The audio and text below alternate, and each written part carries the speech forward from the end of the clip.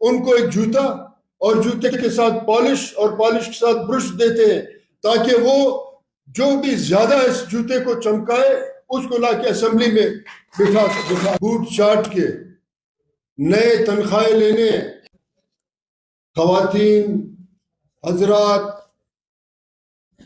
اور political activist کا شکریہ ادا کرتا ہوں. خوشخبری سنائیں کہ اس ملک کے نظام کو کیسے ٹھیک کیا جائے گا، مگر وہ آج بھی یہ پیغام دے رہے ہیں کہ انہوں نے آئی ایم ایف کے بوٹ چاٹ کے نئے تنخواہیں لینے، نئے قرضے لینے، مگر آج اتنے پولیٹیکل پارٹیز میں کوئی ایک بھی آج پوچھ نہیں رہا ہے کہ پرانے قرض کہاں گئے، کون سا سفید ہاتھی ان کو ہڑپ کر گیا، اور آپ اس وقت بھی ہر شخص کو 2.5 لاکھ روپیہ قرض دار بنا چکے ہیں. اب مزید قرض آپ کس مقصد کے لیے لے رہے ہیں؟ یہ سب اس لیے ہے کہ یہاں اس ملک میں پارلیمنٹ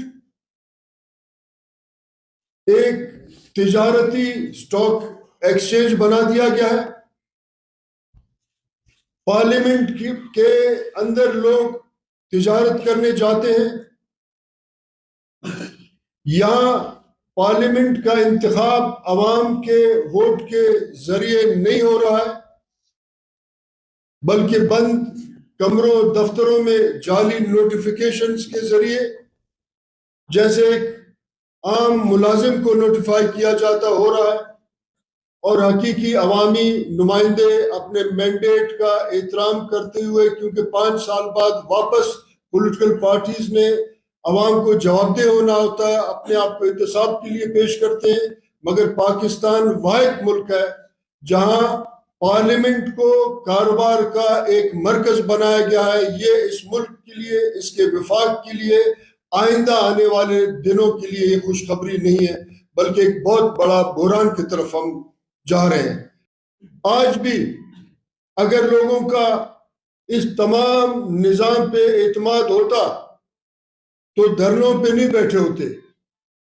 یہ ریاست کا فیلئر کا سب سے بڑا نشانی ہے کہ لوگ عدالت جانے کے بجائے وہ اس وقت بھی سڑکوں پہ بیٹھے، مگر بالخصوص کوئٹہ کو تو لوٹ مار کا مرکز بنا دیا ہے.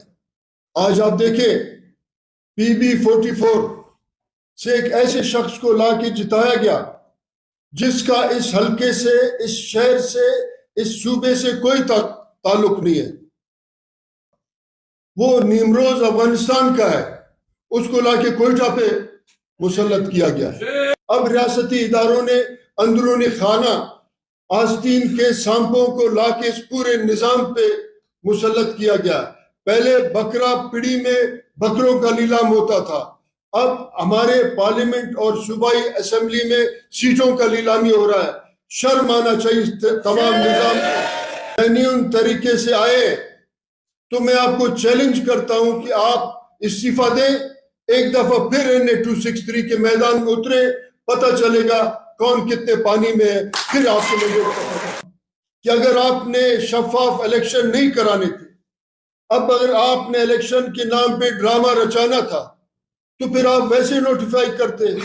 لوگوں کو اتنا تکلیف کیوں تھی، ناراضگیاں ہوئی، لوگ شہید ہو گئے، لوگوں کے گھر ویران ہو گئے.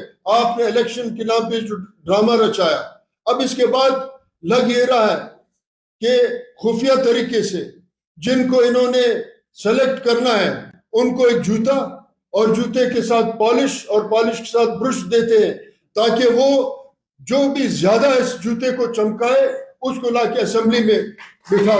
دیکھیں افسوس کے ساتھ یہ کہنا پڑتا ہے کہ کچھ لوگ لاڈلے تھے